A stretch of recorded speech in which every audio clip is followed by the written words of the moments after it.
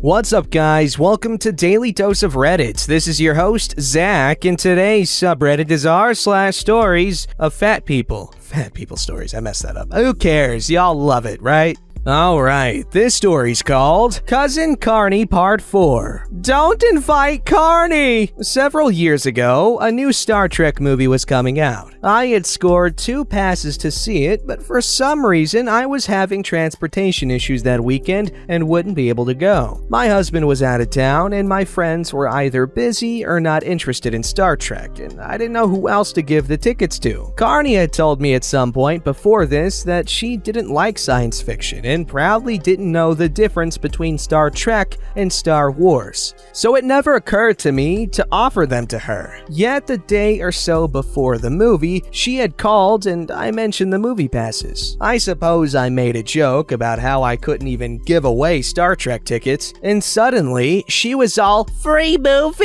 Yes, please!" I was surprised and said something like, "Wow, Carney, I didn't think you liked Star Trek or any sci-fi movies." She replied about how much she just loved going to the movies and really wanted to go, so I told her great, she could have the tickets and enjoy the show. At least the passes weren't going to waste. All's well that ends well, right? Well, no. That's where it turned into a typical Carney story. What? Aren't you coming? No, I can't make it, Carney. That's why I'm giving away the tickets. My car's in the shop or whatever, so go ahead and enjoy the movie. Go with your husband. Enjoy. Harry has to work. I don't have anyone else to go with. I can't go alone.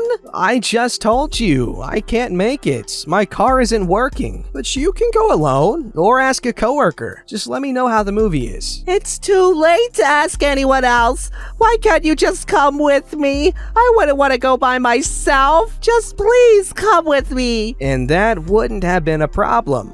I didn't totally hate her yet at this point, except my transportation issues. I don't think Uber was really a thing then, and there isn't a bus service, and cabs were more trouble than they were worth due to unpredictability. If she really wanted me to go, she'd have to drive all the way to my side of town, pick me up, drive halfway back to the other side of town where the theater was, and then drive me home afterwards. Not a terrible solution, but since she was always broke and low on gas, I didn't feel right even suggesting she should pick me up. But it turns out she really wanted to see a free movie. Any movie, it seems. So she offered to pick me up. I said okay and offered to buy popcorn and soda to make up for her trouble. Then it was movie day. I waited for her to show up and eventually called her to find out if she'd forgotten. When she answered, she told me yes, she still wanted to go, but in her whiny voice, explained she'd had important stuff to do before she could go. She'd had to go get herself some lunch, and now she had to go walk her dogs. She said she would come get me when she was done, and that she still really wanted to see the movie. You realize the movie starts in like 15 minutes, right? I asked, thinking about how she drives, the way she walks, slow as crap. Yeah, she knew what time it was, but she had to walk her dogs first.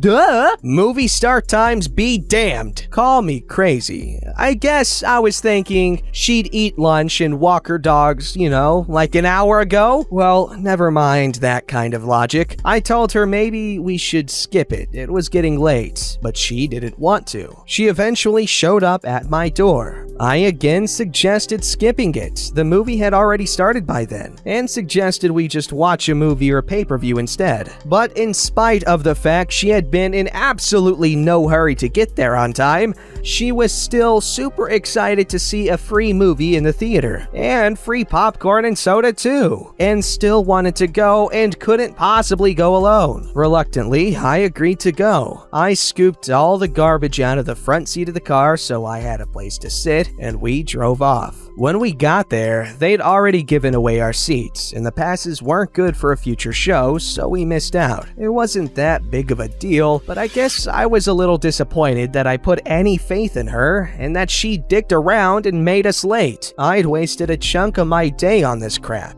and I was miffed. We left the movie theater disappointed, and she drove me home. Along the way, she made some noise insinuating she was hoping for some gas money since, she'd wasted all her gas on coming to get me and drive me back for this free movie that never was. Internally, I was screaming, "But Carney, you offered to pick me up! I gave you multiple outs! If you didn't have gas money, you should have just said that up front or just not offered to come get me. And anyway, it was your crappy planning that made us miss out. Don't dump this on me." But that's okay. I paid for her gas, money which I suspect she spent buying herself a second lunch on the way home to make up for the disappointment of missing out on free movie, popcorn, and soda. I tell you that story to tell you this one. Sometime after that, my husband found out that they were taping some new game show about an hour away from where we live, and they were looking for audience members for the taping. He went online to print out 2 free tickets for us to be in the audience just for the experience of watching how things go down behind the scenes. The game show ultimately aired on TV for a season or 2, but it wasn't all that well known or that good. I thought the whole thing was silly, but I was humoring my husband and agreed to go. During this time period, Carney was calling me about once a week or so to whine and complain, and I kinda suspected possibly fishing for invitations to come over to hang out. This was after I'd stopped taping her TV show for her, but we'd occasionally have a movie night where she'd come over to my house and we'd watch a couple of movies when our husbands were doing other things. So during one of her weekly phone calls, I made the mistake of mentioning the game show tickets to Carney, laughing about how silly it was. Again, she surprised me by really wanting to go to something I wouldn't have thought she'd be interested in. I joked, "Oh sure, you can go with my husband so I don't have to." But she was serious and made whiny noises about wishing she could go with us and how do I keep finding all the free stuff. I didn't really want to invite her and I expected I'd have an easy out. "Yeah, but you'll probably have to work that day," I said, as she always whined about working 2 jobs as if she worked more hours a week than any other human ever has. But she said, "Oh no, I'm off that day." Oh, great. I guess I was a little too Minnesota nice to flat out tell her no. So even though something told me I would absolutely come to regret this, but I went online, printed an extra ticket for her, and told her she could ride with us. She was ecstatic. "Just know that we have to leave no later than 11 a.m. just in case there's bad traffic or we have difficulty finding a place to park." She said, "No problem."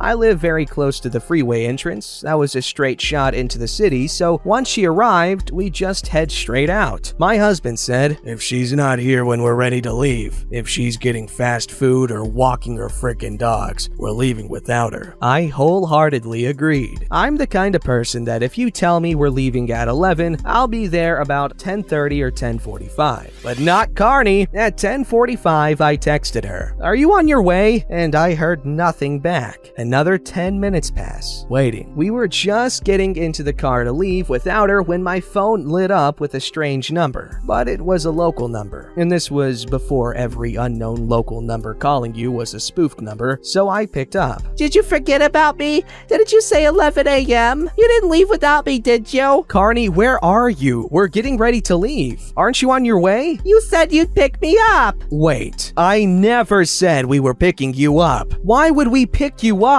Your house is in the wrong direction." "Well, I don't have the gas money to drive to your house. You have to come get me. You said you'd come get me." "That was never the agreement." I was stewing now, but I didn't have time to argue. We hopped in the car and headed across town to pick her up, bickering amongst ourselves. My husband didn't want to go get her, but had given in. Well, she did pick me up that one time. I guess I owe her the favor. "Yeah, and she made you pay her gas money too. Is she going to pay our gas money all the way into the city and back?" Don't hold your breath. We picked her up, and during the ride into the city, I asked her the questions that were burning a hole in my head. Why didn't she call me that morning and tell me she didn't have the gas money and ask me to pick her up? Why didn't she answer my text message I'd sent her 15 minutes before she called? Whose number did she call me from anyway? I assumed she'd lost or broken her phone or something, but it was more of a Carney answer than that. Apparently, she didn't have the money to pay her phone bill, so her cell phone service was shut off. she managed to find the last payphone in existence to call me. Okay, whatever. This was still early enough in our relationship that I still had some sympathy for her since they were chronically broke and struggling. Because I'd allow some extra time for heavy traffic, detours, or getting lost, we got where we were going without running late. We found parking, but it was several blocks away from the studio, and there was some construction going on. So we had a little bit of a hike, and some of it was slightly rough terrain. Nothing too bad, but it wasn't all smooth sidewalk. At one point, we had to go up some stairs. I wanted to walk quickly to get there to make sure we got in line to get good seats, but Carney was whining the whole time. I can't walk as fast as you guys.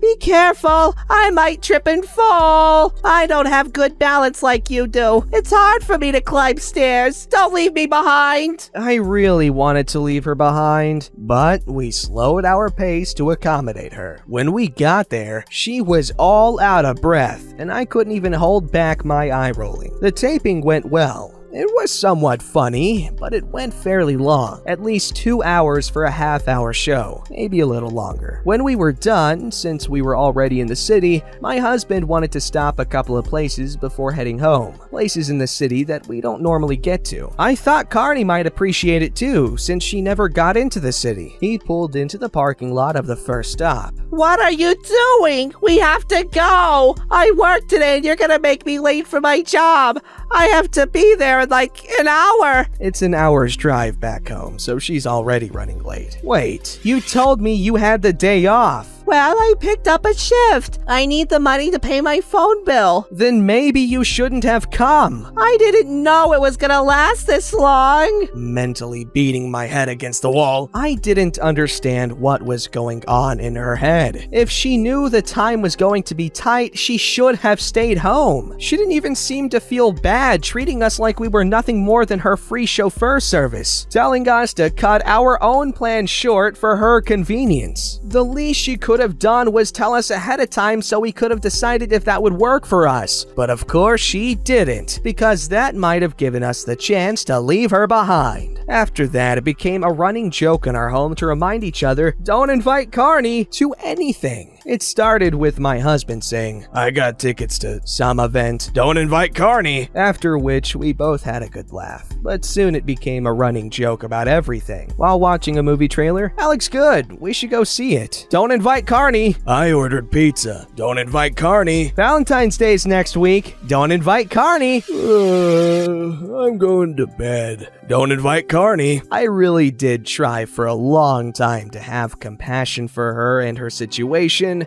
but she was always so frustrating. I honestly have no idea how people work with the poor when having to struggle with this kind of dumb and irresponsible mentality. After a while, I had to learn to just detach from it and not try to help her any longer, and give her no more advice, since she didn't want it anyway. I had to learn to just sit back and watch the train wreck in motion, and at that point, it got more fun. I got to the point that I almost looked forward to her next phone call simply for the entertainment value. Okay, so I need to say this. While this is great and all, these stories are really entertaining, I really hope OP, try talking to her about all of these problems that she has with Carney before making these posts and stuff, because I kind of feel like it's kind of mean, because as far as I know, Carney is just an annoying person, but it's not really her intention to be that type of person. She's probably just unaware, kinda, and just very irresponsible. But anyway, these stories are really funny and really entertaining. Just, I feel like it's a necessity to at least give a person a chance to analyze their actions and stuff. And if you called them out already and you told them what they're doing is stupid, then go ham with the stories. This story's called The Designer of the Gym Reveals Her Ham Plan Itself. So I need to start by, this is not my story, but an event relayed from the Pilates instructor at my fitness studio. He came to know the owners of this studio through a gym called Equinox. He still works at various locations owned by Equinox, teaching Pilates and other courses in the same vein, but has a weekly Pilates class at the studio. His husband is an architect and interior designer who works one-on-one with one of the owners, so he will make the occasional appearance in his husband's class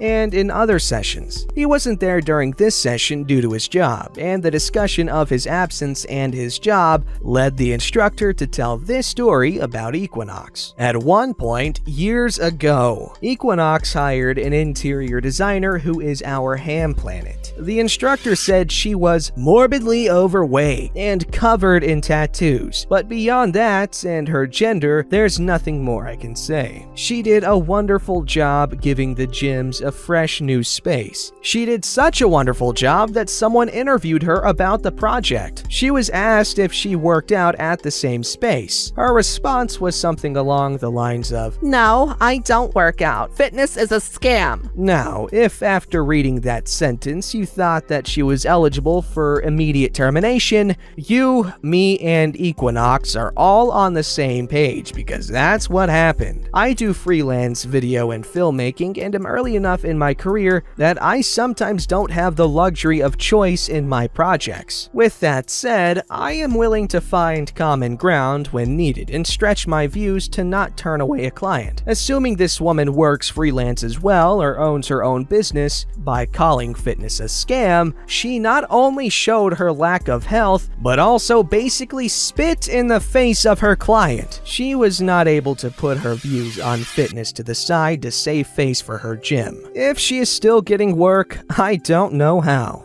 I don't know. Maybe there's some room for misinterpretation there. Maybe she was saying that maybe the fitness industry is full of scammers. Maybe that's what she was trying to convey. But that was certainly unprofessional of her to straight up say that. Don't forget to like, subscribe, and hit that bell to never miss an episode.